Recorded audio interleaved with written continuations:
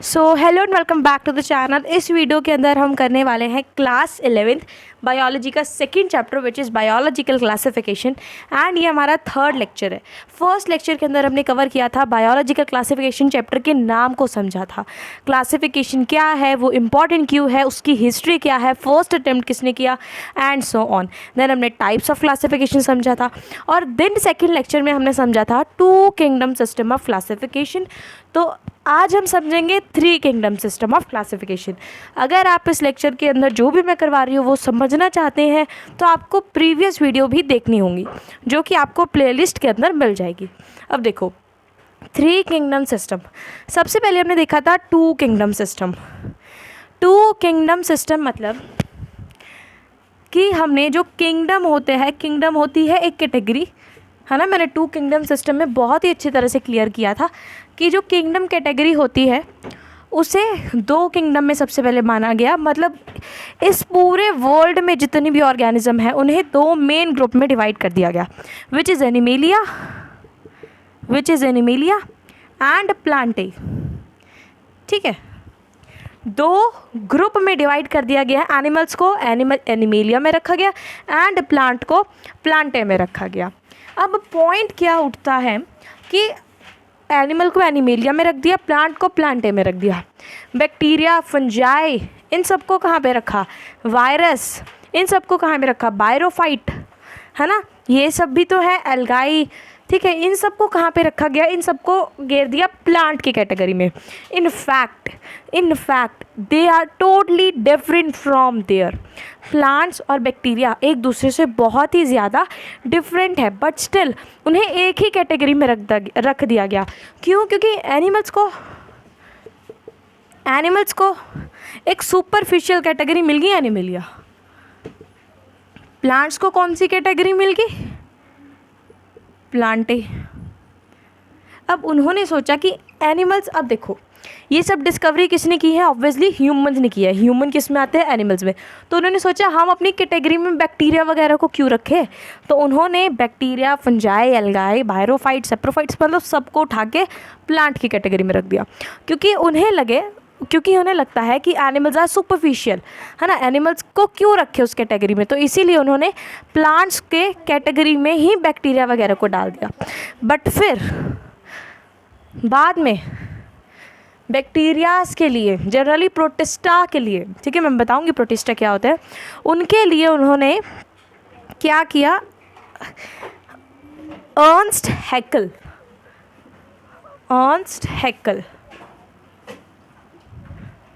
इन्होंने आवाज़ उठाई उन बेचारे बैक्टीरियाज के लिए। इन्होंने आवाज़ उठाई और उन्होंने किंगडम के अंदर एक न्यू किंगडम ऐड कर दिया विच इज़ किंगडम प्रोटिस्टा। एक न्यू किंगडम ऐड कर दिया विच इज़ किंगडम प्रोटिस्टा। पहले कौन से किंगडम थे, kingdom animalia and kingdom Plantae.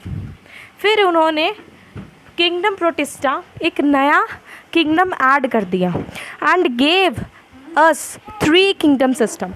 और इसी से इस सिस्टम का नाम 3 किंगडम सिस्टम पड़ा। क्योंकि कितने किंगडम सिस्टम आ गए, 3 kingdom system. This system classified all the living organism into 3 kingdoms. तो जितने भी लिविंग ऑर्गेनिज्म हैं हमारी धरती पे, जितने भी ऑर्गेनिज्म हमारी धरती पे हैं उन्हें 3 ग्रुप्स में डिवाइड कर दिया, kingdom protista, kingdom Plantae and kingdom animalia.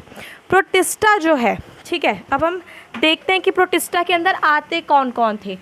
अब उन्होंने प्रोटिस्टा के अंदर सब ऑर्गेनिज्म को नहीं रखा, मतलब सारे जो बैक्टीरिया, फंजाई जो रह गए थे उन्हें नहीं रखा। उन्होंने भी अपनी मर्ज़ी की और जो उन्हें पसंद आया उसी को प्रोटिस्टा के अंदर धकेल दिया। जैसे कि bacteria, blue green algae, and I hope आपको पता होगा ब्लू ग्रीन एल्गाई को साइनोबैक्टीरिया भी बोलते हैं, साइनोबैक्टीरिया। अब आपको पता है इसको साइनोबैक्टीरिया क्यों बोलते हैं, क्योंकि ब्लू ग्रीन कलर जो है, आई होप आपको सियान कलर पता होगा, तो जो ब्लू ग्रीन कलर है वो सियान कलर में आता है और इसी कलर के नाम से एल्गाई नाम रख दिया साइनोबैक्टीरिया। माइकोप्लाज्मा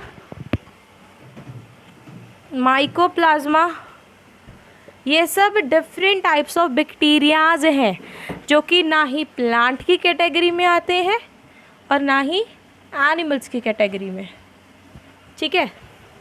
और किसे किसे रखा, यूनिसेल्यूलर प्रोटोज़ा, सिर्फ यूनिसेल्यूलर ऑर्गेनिज्म को ही रखा यार, क्योंकि बैक्टीरिया है ना इसीलिए, यूनिसेल्यूलर प्रोटोजोआ।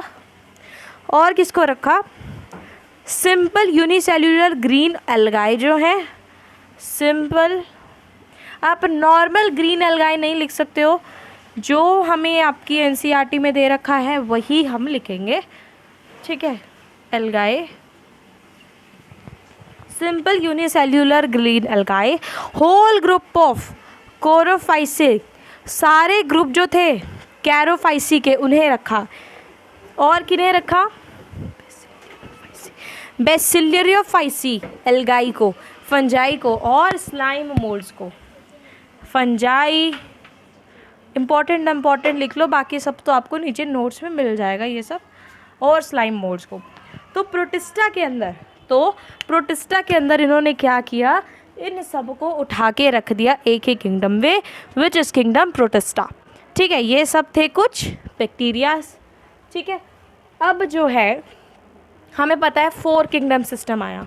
अब 4 किंगडम सिस्टम क्यों आया, जब बैक्टीरियाज को तो जगह मिल गई थी, बट स्टिल 4 किंगडम सिस्टम इसीलिए आया क्योंकि इसके भी कुछ लिमिटेशंस थे, यानी कि demerit. All this organism lacked the capability of tissue differentiation. Demerit क्या थे, demerit,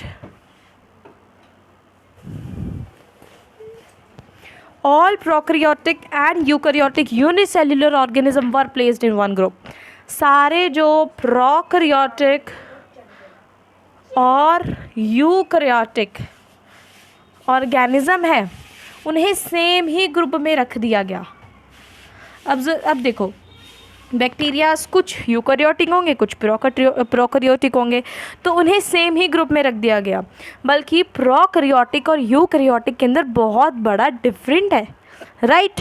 fungi were not classified properly fungi को क्लासिफाइड नहीं किया गया। मतलब हमने देखा कि उन्होंने फंजाई को प्रोटिस्टा में रखा, बट क्लासिफिकेशन उसकी ढंग से नहीं हुई, तो fungi was not classified properly. अगर वो प्रॉपरली क्लासिफाइड ही नहीं हुई, ठीक है, तो फिर हमने किंगडम बनाए क्यों है, उन्हें पढ़ने के लिए, उनके बारे में स्टडी करने के लिए। स्टडी हम तभी करेंगे जब वो ढंग से क्लासीफाई होगा, तो जब ढंग से क्लासीफाई नहीं हुआ तो फिर क्या फ़ायदा इस किंगडम प्रोटिस्टा का। नो मेंशन ऑफ वायरस को कहीं पे मेंशन ही नहीं किया गया। जब हम 6th किंगडम सिस्टम में भी जाएंगे ना, तब भी वायरस को कहीं भी नहीं मेंशन किया गया है, ना ही उसका कोई डिफरेंट वो बनाया गया है किंगडम। तो नो मेंशन ऑफ वायरस को कहीं पे मेंशन ही नहीं किया। यूनिसेल्यूलर और मल्टी सेल्यूलर ऑर्गेनिज्म को एक ही प्रोटिस्टा के अंदर डाल दिया, ठीक है। यहाँ पे आप लिख दो यूनिसेल्यूलर और मल्टी सेल्यूलर को एक ही उसमें डाल दिया ग्रुप में। Heterotrophic bacteria and fungi that can't prepare their own food but still were placed along with autotrophic algae. जैसे कि फंजाई और बैक्टीरिया, ये क्या है, heterotrophic, they can not prepare their own food, ठीक है, ये हेट्रोट्रॉफिक है, और उन्हें एल्गाई के साथ रख दिया गया, प्लेस्ड विद एल्गाई। और एल्गाई क्या है, एल्गी क्या है हमारी एल्गाई, ये एक autotrophic mode of nutrition show करती है। ऑटोट्रॉपिक को हेट्रोट्रॉपिक के साथ हम नहीं रख सकते हैं, ये भी क्या था, एक डीमेरिट। तो यही थे डीमेरिट जिसकी वजह से कुछ लिमिटेशंस आई, ठीक है, कुछ लिमिटेशंस आई और फिर हमें 4 किंगडम सिस्टम बनाना पड़ा। अब एक बार इसी वीडियो के अंदर हम 4 किंगडम सिस्टम भी पढ़ लेते क्योंकि वो बहुत ही ज़्यादा छोटा सा है, उसके अंदर कुछ ज़्यादा नहीं है। बट सबसे पहले रिकॉल कर लेते हैं हमने क्या क्या पढ़ा है। सबसे पहले 2 किंगडम सिस्टम ऑफ क्लासिफिकेशन में हमने पढ़ा था। तो 2 किंगडम सिस्टम में अंदर हमने क्या देखा था, 2 कैटेगरी थी, एनिमेलिया और प्लांटे। देन हमने देखा उसके अंदर बैक्टीरिया को प्लांटे में डाल दिया, तो इसलिए 3 किंगडम सिस्टम आया। 3 किंगडम सिस्टम में उन्होंने प्रोटिस्टा एक नया किंगडम बनाया। उसके अंदर उन्होंने क्या किया, प्रोकैरियोटिक और यूकैरियोटिक को साथ में धर दिया, यूनिसेल्युलर मल्टीसेल्युलर को भी साथ में धर दिया। तो इतने बड़े डिफ्रेंशिएशन की वजह से नहीं हो पाया, और हेटेरोट्रॉफिक और ऑटोट्रॉफिक को भी साथ में धर दिया। तो इसीलिए फिर एक नया किंगडम आया which is 4 kingdom system of classification. 4 kingdom system of classification.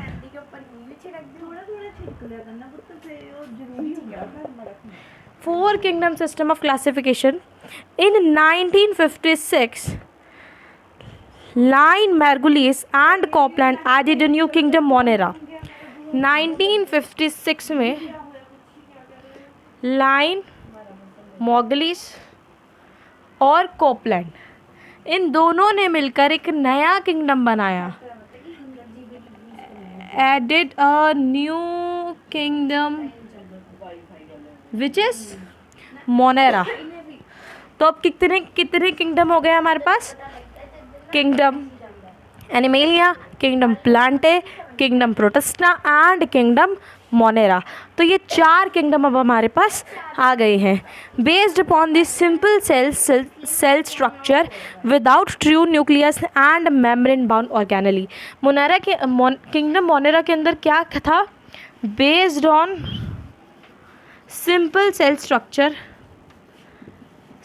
Cell structure है उनके पास। किसके पास, जो भी मोनेरा के अंदर हमने क्या रख रखे हैं, बैक्टीरियाज वगैरह।